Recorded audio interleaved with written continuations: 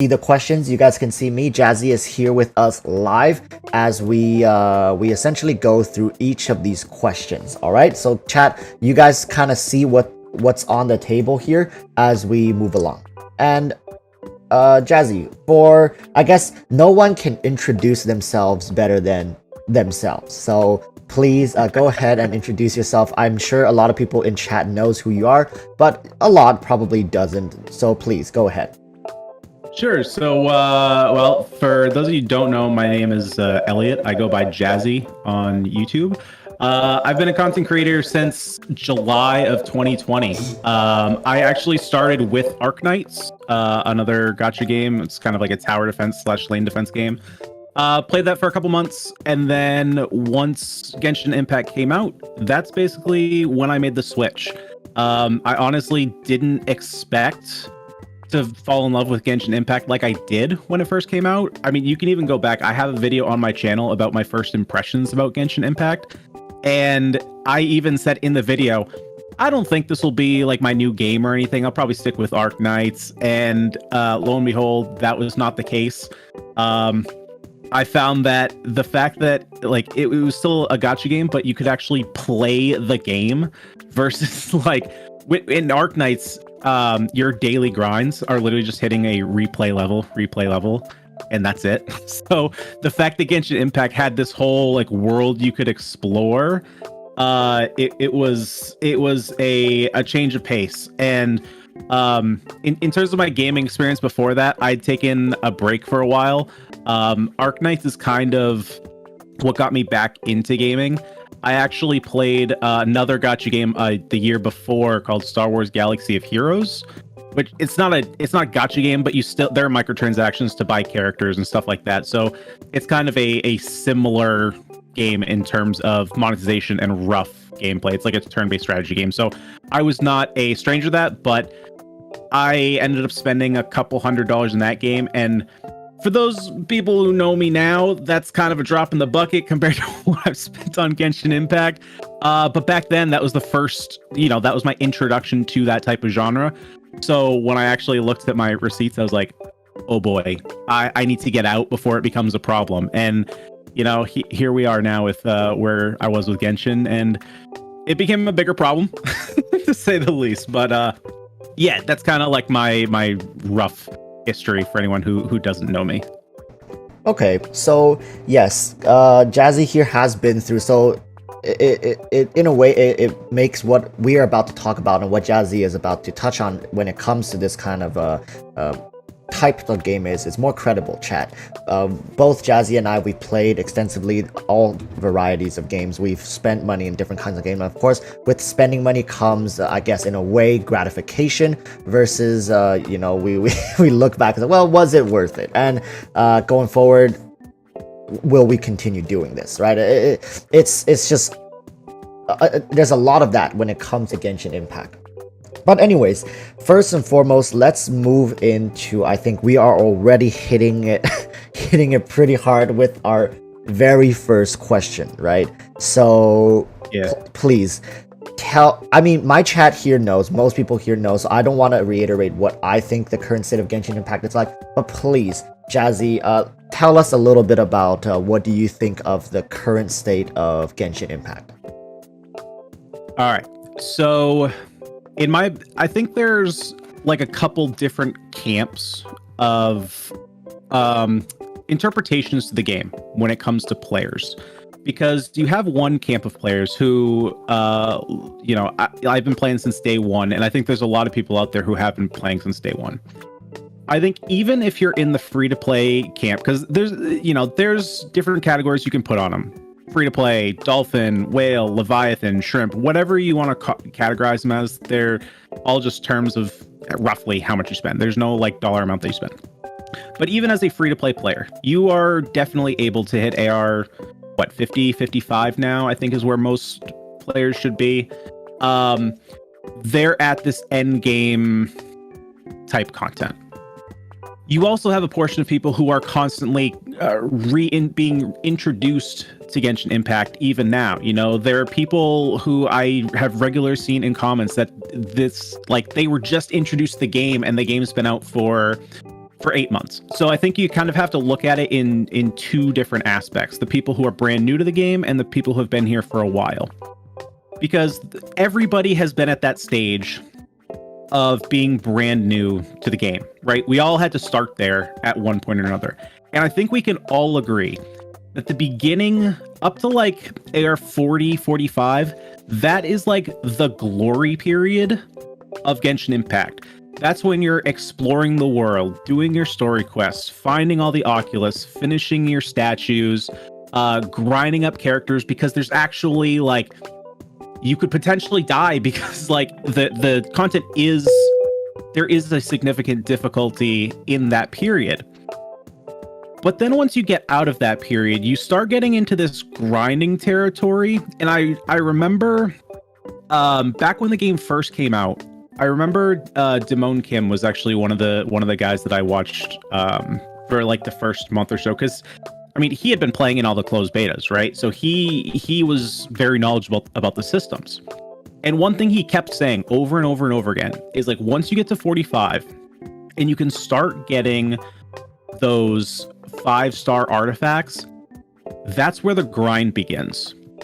And he's entirely right, because once you get past that portion of gameplay, that beginning portion, it feels like that's all the game is just grinding for artifacts, but with no real end goal. At least in my opinion. Of course, this is all in my opinion, because there are some people who love the game for what it is. Your mini games, your quest lines, the events that come out every couple weeks. There's definitely a portion of players who enjoy this type of gameplay. But for the players who are spending their time grinding artifacts, and there not be a payoff for that, it makes these players, I think, start to fall off. And it's the players who expected there to be some kind of payoff that I think are getting disappointed. And, you know, I think that there's a certain... You kind of have to know what you're getting into with a gacha game, because as it has always been with gacha, the content of a gacha game is the characters, right?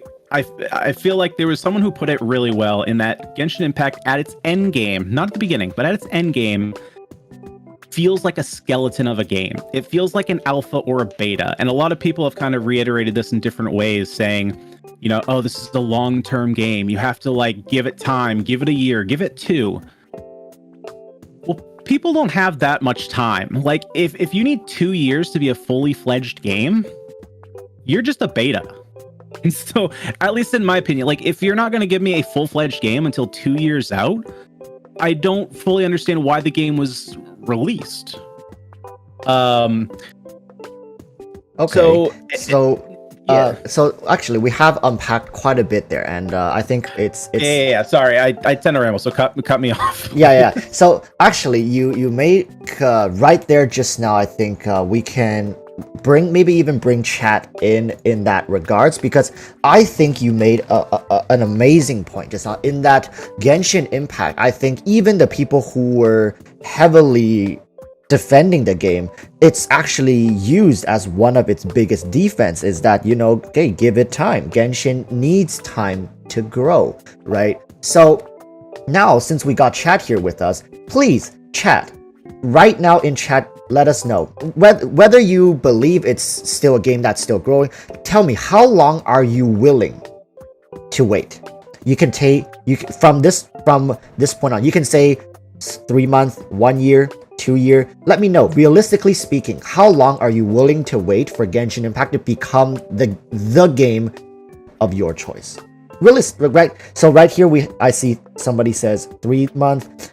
Somebody saying Magic Tech Review says I will play it for 10 years. Someone is saying 1, maybe 2 years, 1 to 2 years, a year. Yes, within a year, 1 to 2 years, 6 months, 1 year, 1 year. 1 year seems to be a very common one. A year or two, a year or two, a year or two, a year. 5 months. Yeah, I'm seeing a lot of that. Yeah. Yeah. So it seems like, well, I guess so. 1 year and within, like there are definitely people who are saying 3 years. Even somebody, Magic Tech Review saying 10 years. So somebody's willing to go all the way And some people short saying like, you know, a couple months. So I guess in that regards, 1 year. Let's just take 1 year. I think the average is probably a little less shorter than 1 year, but let's just go with 1 year. So 1 year from now, let's say 1 year from now, realistically, we will have Inazuma, but we will not have anything beyond Inazuma. So then here's the question, right? Then actually this is a great segue for us to go into patch 1.6 and beyond, because as we continue going, I would anticipate Inazuma is coming within the next 3 patches. And Inazuma essentially will be coming out, like they would have to do something amazing with Inazuma, because why? Mondstadt and Liyue were released as 2 regions. And it was released in 1.0, right? But now if they release Inazuma, and then we have to wait an entire another year to get the next region, then it's literally half of the content that we got from 1.0. Because imagine if the game was released only with Mondstadt, and then we have to wait until, you know, play Mondstadt for a whole year to get Liyue. It's kind of like that's what's gonna happen, right? We're gonna get Inazuma, and then what? If we and I can guarantee, chat, people will finish Inazuma faster than you can say, I can't think of a word, out of resin. You know, people will blow through Inazuma like it's nothing, because people are so deprived of content, unless MiHoYo on purposely segments Inazuma, which I personally think would be terrible. People will be outraged. We'll have people like writing essays. So if MiHoYo releases the full zone, people are gonna crush through it, and then we're gonna be out of content again. So 1 year from now, we're probably gonna be on our way to the 2nd region. So let's talk about that, JazzE. What do you think, like what patch 1.6 and beyond? Realistic speaking, so now with our 1 year time frame in mind, which is what most chat are saying, what do you think about patch 1.6 and beyond? Well, in terms of 1.6, you know, I more or less spoke my mind in the video, so I'll try and keep it brief. I was not super impressed, simply because it seemed to me like it was the same content that has been continually coming out, is the mini games, the non-permanent content. And I think most of this content that has been coming out, and the reason why there's a lot of outcry against people like myself who have problems with the game, like I can enjoy the game and still have my gripes with it, right? Just because I have gripes with it doesn't mean that I hate the game or anything. It's like I can hope that a game be better. We should always strive to be better and to improve. We shouldn't just settle. But so for me, 1.6 was more of the same. It wasn't much of an upgrade in any sorts for me, just because that's what I was not really looking for. But the thing that concerns me is if you think about it, like, so we have 2 regions now, right? We have Liyue and we have Mondstadt. So when Inazuma comes out, what content is there in Mondstadt or Liyue that we continually do? Right? So everyone's saying that, oh, when Inazuma comes out, it's gonna change the game. But what is there in Mondstadt or Liyue that we're doing every day? Right? Like, on a bi-weekly basis, it's Abyss. We have world bosses, but those aren't... I mean, you have 2 per region, okay. But if there's no major... Like, they have the like, free-to-play casual gameplay locked down. So when I've talked to people who are free-to-play, they love this game. The mini games, the hangouts, you know, the bosses that just kind of pop in, the story quests, they love it. And that's fantastic. They clearly have that corner of the market nailed. And I think that there's a portion of the market that is your higher spenders that maybe they should lend a little bit of their development time towards. there was a video that just dropped, I think, the other day. If anyone knows Josh Strife Hayes, he mostly covers MMO content, but he does kind of like video essays and stuff like that. He just actually recently came out with a video talking about the whales and the free-to-play relationship. And in business, I forget what the term was, but basically there's 20% of an audience that contributes to 80% of something. And this is a number that you can see throughout like all of business. It's not just like a one-trick pony, basically. And so when you look at the monetization of Genshin Impact, 80% of the revenue of this game comes from the top 20% of the player base. So that's, I mean, they're right now they're kind of building content for that bottom 80% of the spenders, right? And I'm not saying that you just switch to 100% to the whales. That's ridiculous. You can't do that, like, because then you're going to lose the bottom 80% of your player base. But to not give anything to that 20% at the top who is looking for more of a challenge, that's why they spend money to get the 5-star weapons, to get the characters, right? Or at least you would think so. Because otherwise, why would you be spending for these powerful weapons, these powerful characters?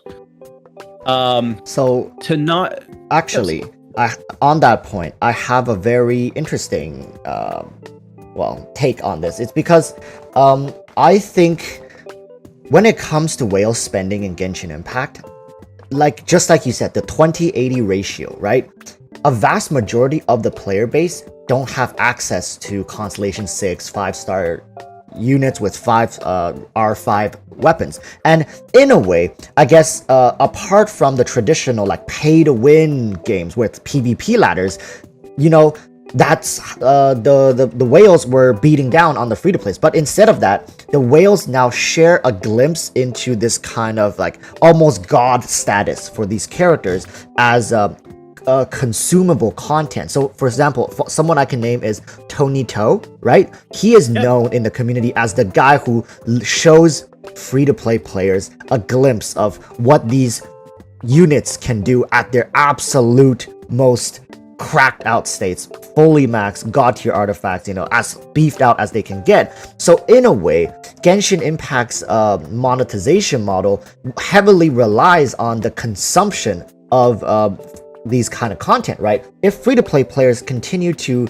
be engaged or intrigued by, wow, I wonder what C6 Kazuha with R5 weapon does, as long as they're willing to watch and give whales this attention, then whales will continue to whale on the game, because in a way, the whales are getting gratification.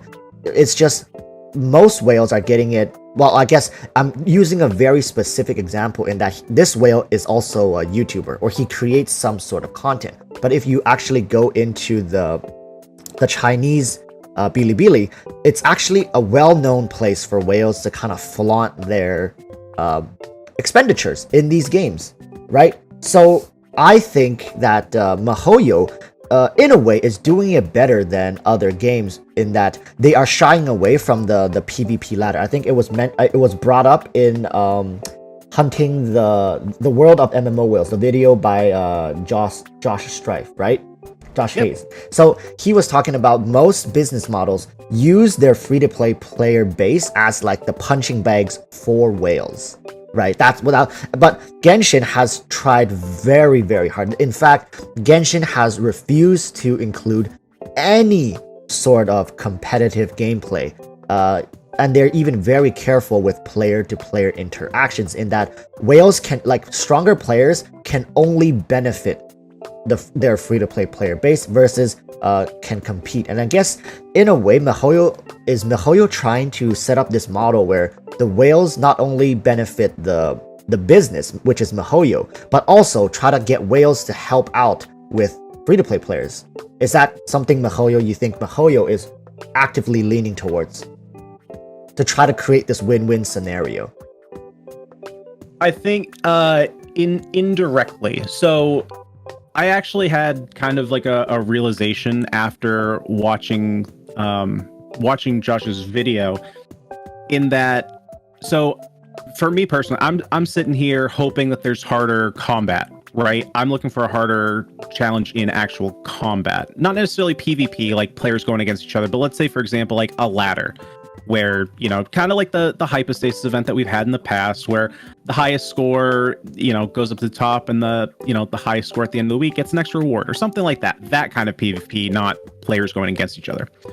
But the thing is, once we get into that territory, that's when a lot of players, well, you can imagine the free-to-play players would immediately be like, well, there is no way in hell any free-to-play player would even get within top, I would want to say 1,000, because Genshin is very popular game, right? No free-to-play player realistically can ever even think about getting those rewards. And yes, while I understand that it's a way for MiHoYo to reward the whales in a small way, I just think if we are going off of a leaderboard, there shouldn't be any rewards that are associated with being the best. I think being the best, having your name there at the top, may be a shiny border. Like, go with what MOBAs do, like those kind of, you know, MOBAs do. Like, you get the shiny border, right? Sure, you wailed for it, doesn't matter. There's nothing that comes with the shiny border but bragging rights and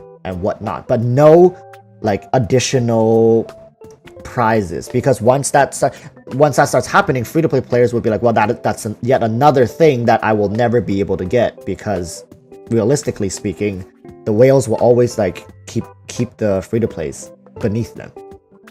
Yeah, I agree with that.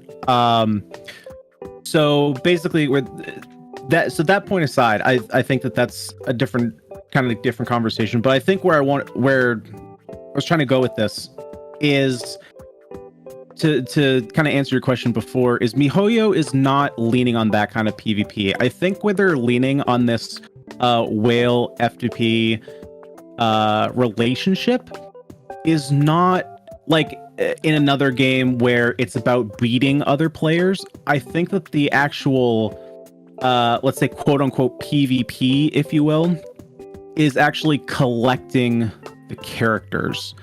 And it's almost, I mean, it's not a great way to put it, but it's almost just like flashing your wallet is kind of the quote unquote end game. Like, if you're a end game player, you have these C6 characters, and that is your, I completed this level in X amount of time, or I completed the hardest mode of this type of game. I don't think they're going for that type of gameplay. I think the fact that you do have these characters, that is the end game content. Does that kind of make sense? Right. I see what you mean. So you're saying that in the sense of endgame for Genshin Impact, it's not about clearing content, but about obtaining these characters. So for example, let's say 3 years from now, 4 years from now, the free-to-play players would start to have their, let's say, first C6 5-star characters, right? Realistically, maybe sooner if they're just targeting a specific character and just skipping every single 5-star. And once free-to-play players start to achieve this, because we've seen it in other games, it's not impossible for free-to-play players to, let's say, get C6 Eula, like, let's just say Eula, C6 Eula with R5 Pines in 2 years, 3 years from currently. And you're saying that currently MiHoYo is setting the game up for that acquisition of that complete character as the end game, versus, let's say, Spiral Abyss or difficult events or future potentially end game content. Are you saying that's MiHoYo's focus? So that, in sense, for this question, that's the beyond we're talking about. That's what we're looking forward to. Yeah, I think so. I've had some talks with a friend of mine who's in the gaming industry, and what they explained to me, because they've worked on gacha games before, is that especially, and I'm not gonna like pretend to be an expert on this, so if I say anything incorrect, don't roast me or anything, because this is just what I was told. But basically, in the Chinese market, it's less so about actually competing, and like it's more important to have like a better account than the next player. Right. So I can attest to that. I can because I actually spent I was almost 10 years in China playing with these whales. So this is the mentality when it comes to whales in China, right? Like in China, there's this something called like face. It's the concept of face. So we're deviating a little bit, but let me tell you guys a little. I mean, some people in the chat are probably Chinese. There's something called face. And what face means is when you are put in front of strangers or friends or colleagues or acquaintances, you want to present the best version of yourself at all time. Yes, Jesus11151 is called mianzi. So this concept of face is so sometimes it gets so out of hand that so you guys heard about like Chinese parents, you know, making their kids become lawyers, doctors, engineers, and it's not just Chinese, Korean. I guess the concept is there in Korean culture, Japanese culture, Indian culture. It's this concept of you always want to be presenting the best possible version of yours. That doesn't mean, for example, right now, if I walked out and met a friend, right, I would want to say like, hey, oh yeah, YouTube's doing well. Is it like, oh yeah, I'm doing fine on YouTube.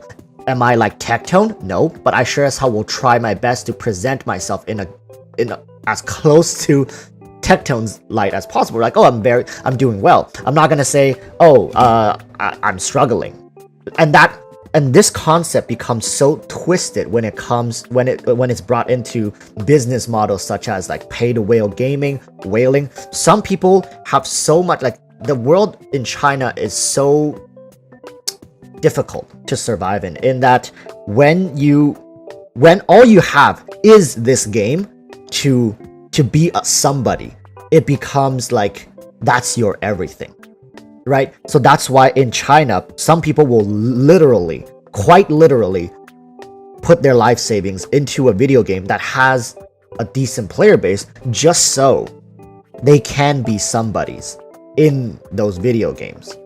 You kind of see what I mean? Whereas in the West, I think we don't see this problem as like accentuated as badly. It's also because of upbringing. Like, you know, you are who you are. You do what you want. Like, right? Freedom of speech. Freedom. Like, I'm not gonna go into the whole political side, but that's the difference. That's why people in China, it's all about this concept of face, saving face, or like just looking good, and it's so out of control. I think this generation is worse than the last generation. Whereas the last generation, my parents' generation, just wanted to be respected, to look good. This generation, me looking good is not enough. You have to look bad.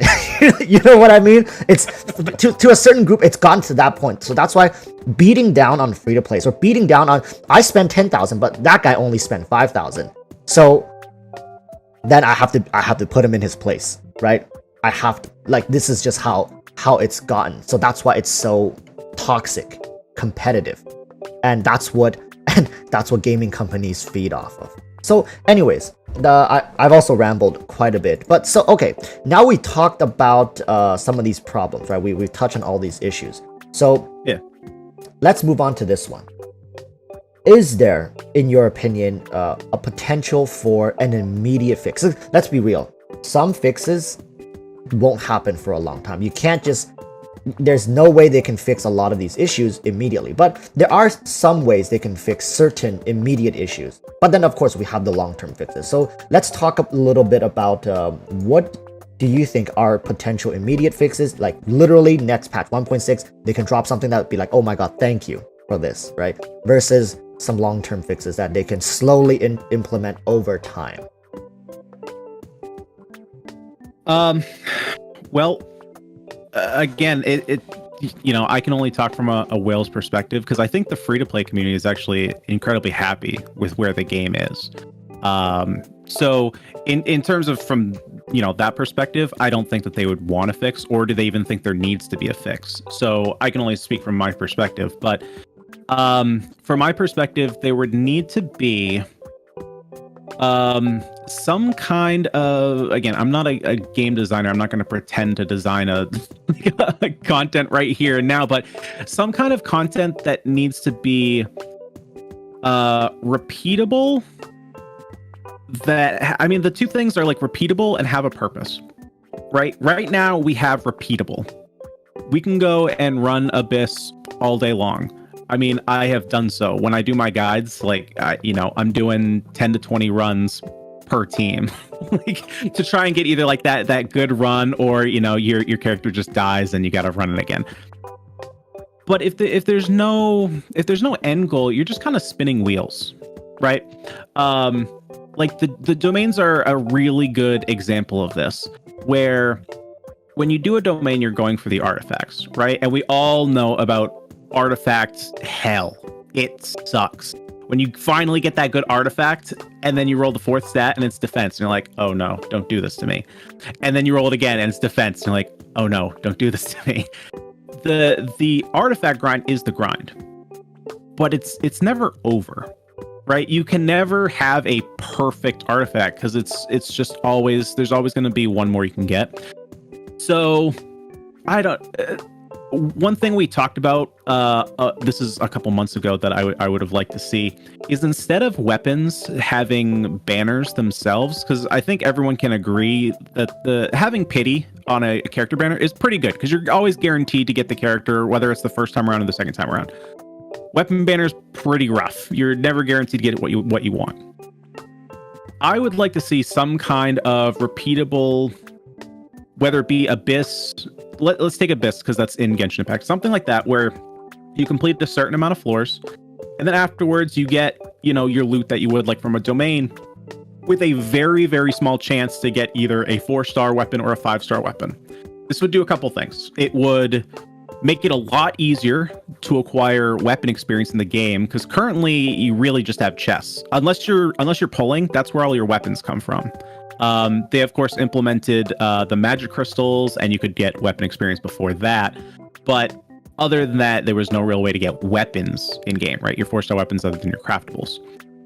So, like, do I think this is going to happen? No, because that's a way that they monetize the game. But this is kind of like where I would like to see them go, to have some kind of reward. So it gives you a reason to continually repeat the content, because you're going for that super slight chance to get that Wolf's Gravestone, or to get that Skyward Harp, right? So if you look at... Okay. Yep. And actually, that's something I've never ever considered, and I think it's great that you brought it up. So now let's say this. Chat, stay with us. All right, I'm about to tell me if this is a bad idea, but because I think it could be a great idea. All right, so go for it. Spiral Abyss, 36 stars, the crown jewel, the hard flex of anyone. Yes, while the flex is good, right? Let's say if for every cycle of Abyss, let's say once you get to 30 stars, 33 stars, 36 stars, you can unlock, potential rewards, like bonus rewards. And once you reach that 36-star reward, there is a chance when you open that chest, like you said, you could get a 5-star weapon. And of course, MiHoYo will be putting different weapons on rotation. So for example, let's say right now they are giving away the Wolf's Gravestone. There's a 0.5% chance that when you open that chest, you will get a Wolf's Gravestone. Only for 36-star Spiral Abyss. Can free-to-play players achieve it? In a way, yes, but I will tell you, people will be grinding their asses off to get 36 stars. They will literally lose sleep. They will be consuming every guide. They will be looking for every possible ounce of power they can squeeze out of their characters. They will be farming EXP. They just to get the chance at a 0.5% at a Wolf Gravestone. And of course, let's say they already have a Wolf Gravestone. I don't want a Wolf Gravestone. Then hey, you know what? For this Abyss cycle, I can take it a little easier, but I'll still try to get the 30 stars so I can get the, extra goodies, whatever the extra goodies is. So let's say 30 stars, you can get to choose a prototype, right? It's once every 2 weeks, MiHoYo, right? Once every 2 weeks, if you can get 30 stars in Spiral Abyss, you get to choose, or randomize it, give it a but it's a guaranteed prototype drop from the 30-star chest. And of course, we have the 33 stars. If you can achieve 33 stars, bam, another smaller, bigger reward. Get people excited for 30 stars, 33 stars, the 36 stars. right? I think that could be something they can do immediately to start incentivizing more people to push for Abyss. Because honestly, I'm just sitting here. I haven't even finished Abyss floor 12-3, and I can't bring myself to do it. Why? Right? So what do you think, chat? I think chat, I've been seeing chat is saying that's a good addition, right? Right, more primos, more rewards, more tangible rewards. So what do you think, JazzE? So I think the idea to add that in is certainly a good one. I think adding in ways for free-to-play players to, catch up to the whales is always going to be a good thing. No one's going to say no to free rewards. I don't think it fixes the problem of that top echelon of spenders, though, because the fact is that they are still going to 36-star the Abyss the first or second time anyway, and then they're still left with 2 weeks without content. So while it does help put extra rewards into the game and get those 5-star weapons into the game without having to spend all your primos or hundreds of dollars, I still don't think that solution fixes the grind that some players are looking for, and a small portion of the player base, sure, but I don't think it solves that issue. Right, exactly. So, right, I think the biggest problem that I think even people are shying away from constantly is that whether we want to face this reality or not, which is this next point that I have here, is that will we ever shy away from the whole mini game model and evolve into something else? While we should not abolish it, listen, I don't think MiHoYo should get rid of mini games altogether. I don't think so. That would be a terrible. I guarantee you, MiHoYo is planning to bring these games back. How much? Chat, I agree. How much you want to bet? MiHoYo will bring them back. They will start recycling mini games through different, periods of the game. However, what about this next part, evolving it? Is there a way MiHoYo can take this idea and evolve it into something more? And if that happens, will that be better for the game? Worse for the game? Chat, we're just talking here, right? So please share your opinions in chat as well. I want to hear, JazzE, what your opinion is regarding the whole mini game model versus is there a way for us to while keeping the essence but also making it better? And I think this is a potential for whales to maybe get some more content. So what's your take on this? 100%. I've never advocated for them removing the mini games. The mini games are not for me personally, but that doesn't mean that there is not someone just like me out there who loves the mini games. So there's absolutely no reason to remove them. I think, is there room for additions and evolutions? Absolutely. A common thing that I've seen out there is that this phrase, like, it's a gacha game, what do you expect? Yeah, I for me personally, that feels kind of like the lazy way out. So if you think of how much money a game company brings in, so I have some rough numbers here that I kind of want to share. So Resident Evil Village, it just came out, $60 price tag. It's brought in about $180 million. Resident Evil 7, these aren't all Resident Evil, but just to compare, this came out 3 years ago. It's brought in $510 million. Grand Theft Auto 5, currently, besides like Minecraft and Tetris, like the biggest game there's ever been since 2013, it's brought in $8 billion, right? Over 8 years, $8 billion. And this is like as long as every single person who spent money on it paid the full 60, but of course there's sales and stuff, so that's not exact, but for a rough estimation. So in 8 years, it's brought in $8 billion. Genshin Impact in, I think it was was it March that they came out with this report that it pulled in $1 billion? So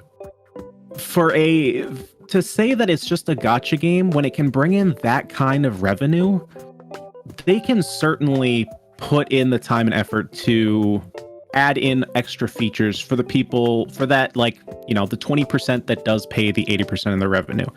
Now, is it going to come overnight? Absolutely not, because I don't think that they expected this game to blow up as it did. So I have a follow-up question to you. So absolutely. The point you were talking about is, it's gonna be an overtime thing. But here's my question: because it's working so well, what incentive is there for MiHoYo to change what's working? Because we always say, like, don't change what's working. If it's working, keep rolling with it, right? So this is a question that I constantly ask myself, like, dude, why should they even change? Because they're doing so good right now, right? So yeah, exactly. Yeah. So what is your how do you feel about that? Let's put ourselves in MiHoYo's shoes now, like, right? What reasons do we have to change? Well, you gotta think in the minds of a suit, right? The suits are the guys making the money decisions, not the creatives. Their entire goal is to bring in more money. So you have to think, how do we bring in more money? If I was someone in this decision, and of course I'm biased in this, I would want to make content that would get the whales spending more. It's easy to get someone. It's easy. What's the metaphor?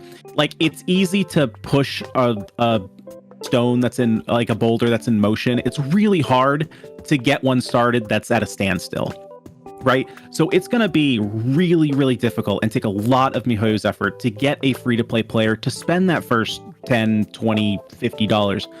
But for a whale, like, you got your Tectones, right?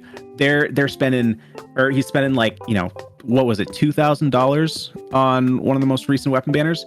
For him to spend another, $1,000 to outdo another Genshin creator, that's nothing for him.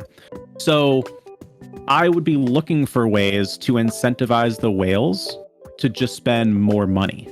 But to me, that's what makes the most sense. But the thing is, if we incentivize the whales to spend more money, we have to give them, right, a reason. So that's going back to our point with, like, a leaderboard, or some sort of PvP elements, which, the free-to-play player has been incredibly outspoken. Like, literally, the free-to-play is like, you can do anything with the game, but just keep PvP out of it. So how do we solve this issue without damaging the free-to-play players or their free-to-play player base, which I guess we seen the video talking about, the Josh's video talking about that the free-to-play players in many of those other business models are like the punching bag. So how do we prevent Genshin free-to-play players from becoming punching bags of the whales, while also at the same time incentivizing whales to take that next step and continue spending? So can I answer, or not answer, but can I ask you a question before Yes. I answer yours? Yes. So how exactly does adding a PvP style leaderboard hurt the free-to-play player's experience in a way that mini games don't hurt a whale's experience? So this is how I see it, right? Currently, whales spend in the game fully knowing there's no way to get an edge over someone else. You can get an edge over the game, right? The game, you're stuck in Abyss, well, get Eula, C6, go in, and chances are you're gonna smash through the wall that you're facing. But so they spend knowing they cannot get the leg up. But free to play, like, once we incorporate that ladder, right, then whales would be like, okay, I am spending now, fully knowing I will be able to stomp over the free-to-plays on the ladder board, right? Of course. And of course they should be, because they're spending money. They're paying the bills for MiHoYo. But then again, the free-to-play players experience, because the free-to-play players do not just detract away from the whales experience. In fact, they actually feed into it, right? In a way, because they're the audience. They're the ones with the bubbly eyes looking up at the C6 Eulas. Whereas the other option, the leaderboard, is whales pushing them, the free-to-play players down, while of course whales will always be whales fighting amongst each other. So of course then it becomes like, yes, you're right, the mini games feel terrible for the whales, right? We don't, but the whales are spending fully knowing that's what we're getting right now, versus the free-to-play players, their experience will be taken down a peg because they're not able to even compete for that badge or that medal. So in a way, I guess it's one is actively putting one down, whereas the other one feels more neutral. So that's how I see this, and I'm just trying to think from a free-to-play player's perspective, in that this will mean that there's no hope, right? There's even no chance for me to even do that. Whereas the other one, the whale's doing it with whatever is in there, whatever drives them to spend that money. So that's how I see this. Okay, so I can understand the pushing that, because you're absolutely right. Like, free-to-play players are never going to out DPS a whale's account. It's never going to happen. We've seen it 100 times. So to play devil's advocate here, if this is an addition, if free-to-play players are currently okay with how Genshin Impact is currently as a game, in addition, what if, like, I guess from my perspective, I don't understand how a player who knows they can't ever get that shiny badge on their nameplate or whatever it may be, not an actual like monetary reward, but just like a cosmetic, not like a skin, but like a, star on your badge or something like that. How does ignoring that, knowing that you can never beat a whale, how does that, I guess I don't understand how that hurts your gameplay experience, because if you ignore that completely, the game is exactly the same as you've been playing it and loving it this past 8 months to a year, whenever it would come out. Ignoring it doesn't hurt your experience. It's because if we look at other games that are similar to this, your open world RPGs, whatever it may be, like, I don't know, The Witcher or something, there's always going to be aspects of the game that you don't touch because you don't find them enjoyable, or whether they're too difficult, you just find them too boring, whatever the reason may be. There's parts of games that you don't touch. So developing systems that every player needs to enjoy, I think, is more harmful than creating several systems that a small group of players can enjoy. Right. So now, exactly. And I think you bring up a really good point in that why should the free-to-play players even care or about this, a leaderboard? Well, they're still going to be on the leaderboard. Like, as a free-to-play players, you might be able to make the top 25%. If you try really hard, if you optimize your gameplay, know what you do, you can still beat a lot of free-to-play players, right? It's just, why should, and I think this is a great question, in that the way to answer it is, and this is great because you're a YouTuber, how certain people respond to, like, we can talk about it. Like, I guarantee you, I can go make a video detailing like this whole structure and how it benefits free to play and whales at the same time. And just because I have the words PvP in the title or in the thumbnail, people won't even watch like 30 seconds of it. They'll come in, knee-jerk reaction, downvote, they're gone. Right? 100%. Right? Yeah. And this is that the knee-jerk reaction is that when the free-to-play players see a system like that come into the game, they're not going to think about this logically. They're going to think about it like, wow, MiHoYo is catering to the whales now. There's going to be massive panic. Even though, like you just said, it won't affect the free-to-play players whatsoever. It's not taking away from their experience. In fact, having this leaderboard will give them a shiny board or two, right? It's just, they're like, oh wow, that is a feature, because all they're looking at is the top feature. That is a feature, that shiny border with like the dragon circling, like animated particle effect. That is something I will never get. So that is designed for the whales, and MiHoYo is catering to the whales and not me.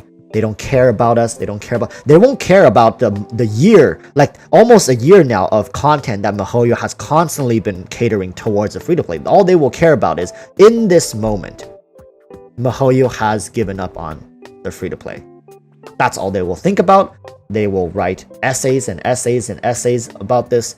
And I guess the fact that we've done YouTube, or doing YouTube right now, can attest to, how they're going to react when a system like this comes out. Just like how they react to a video like us, even possibly discussing the idea of this concept, right? It's just, that's just how it is. So while we still have you here, I do want to move into the last point. So so maybe as you tie up our previous one talking about the leaderboard, can you also move into whether you believe MiHoYo will change this game? I mean, when we say change, we're not like, 180 big flip, but we're saying like, can they push this game enough to, let's say, bring someone like you back, bring someone like Demone Kid back? Is that possible? Or are we too far gone? Or like people like, I guess you and Demone Kim are very different. Demone's like actively outspoken, like, I will never touch a gacha game for the rest of my life. Versus you're like, hey, if they make these adequate changes, I'll come back, right? So let's talk a little bit about that as closing statement for this interview. Yeah. I mean, in terms of Demone, I don't think he's coming back. I think, I'm friends with some guys his age.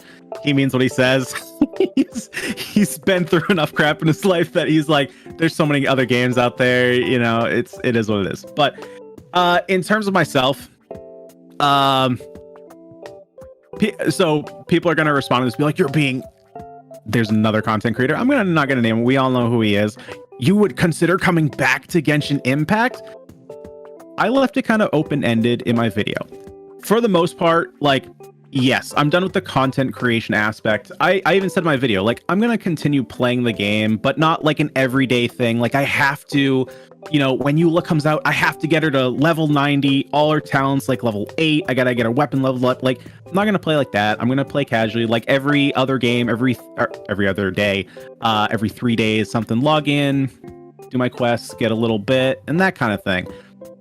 So would the game bring me back to play, like when Inazuma comes out? Yeah, I'll play it. I'll give it a shot, see what's out there. But the grinding every day, unless they come out with the content like that, maybe. But at this point, for me personally, I already expressed that I'm moving on to Final Fantasy XIV, which is an MMO, which does have more of the systems that I'm personally looking for. So it would be...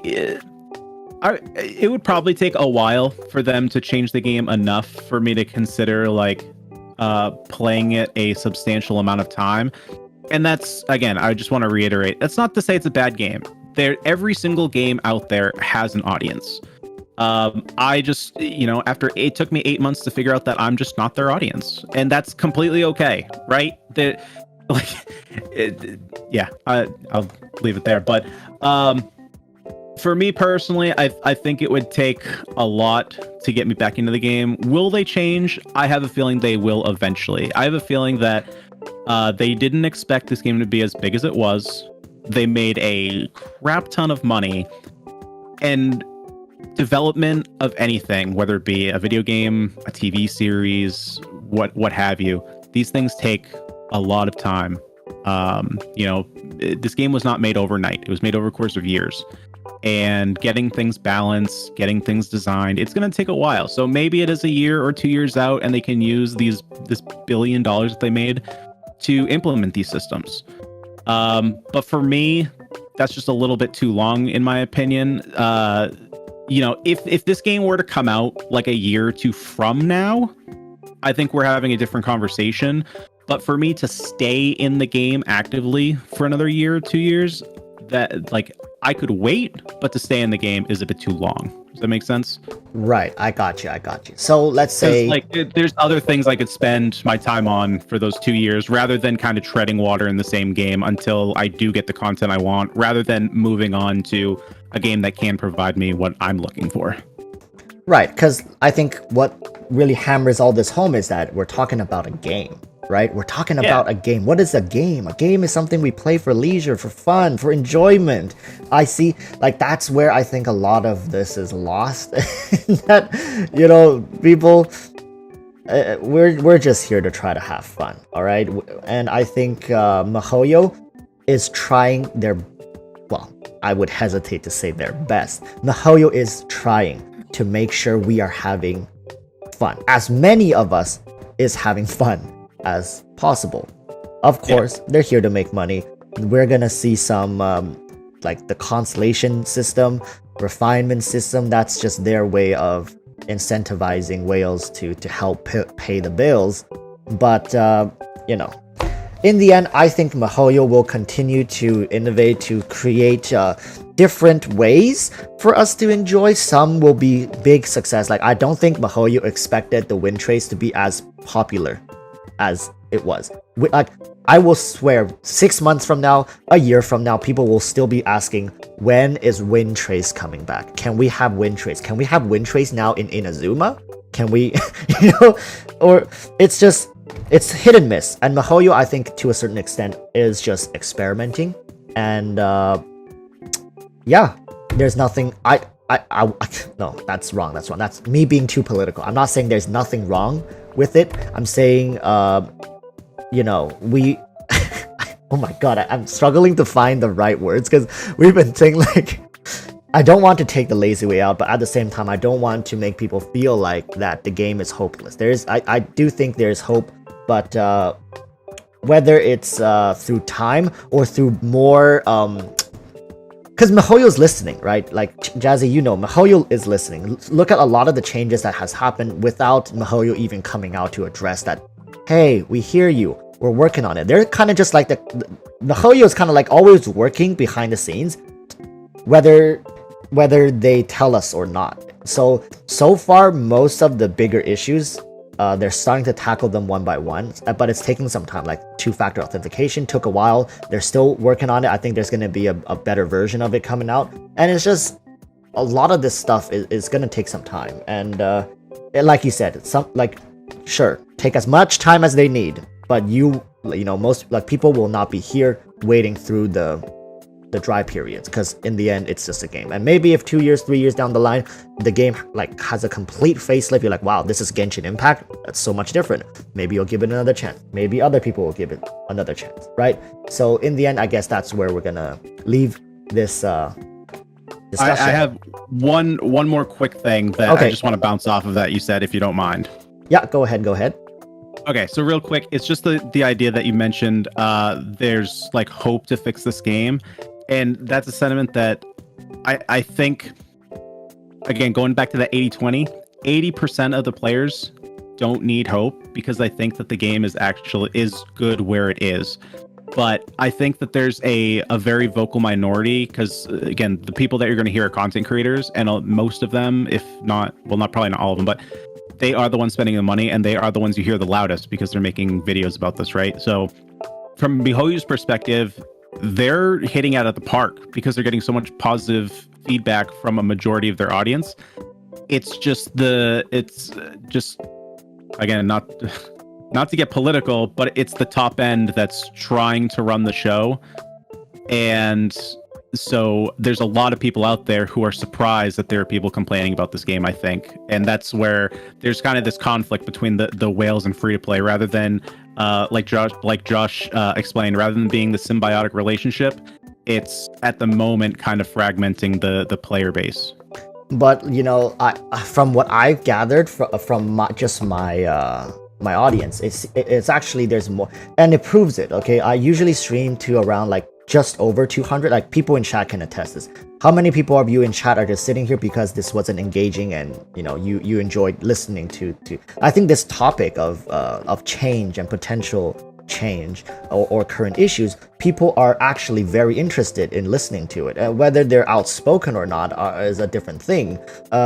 So I guess different people share different groups of audience. Some people are sharing an audience that are just like, the game's fine, don't talk about negative stuff, we only want to hear positive stuff. Other part, like my content and my audience actually are very engaged in discussion, because that's how I structured it. So I guess in a way, whose audience we're looking at, whose audience we are talking to, will have different voices about the game. So I actually think currently I would say closer to 40 to 60% of the player base sees a need for some sort of change, while the remaining 40% are like, while they're like, yeah, change, I'll take change, or staying the same, I don't mind it either, right? I would say a solid 40% of the player base is, and we also have to remember how many of these people who are playing the game, the active player base, is also online, and actively discussing these issues. So maybe a lot of people in chat right now, we have 360 people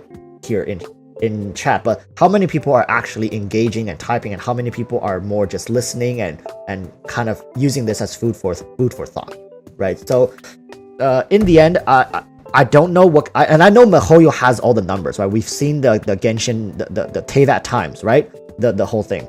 They know all the numbers. They know this stuff way more than any one of us can piece this together. So I guess it's just working with data and MiHoYo seeing, hey, people are logging into our game for 10 minutes a day. Most people.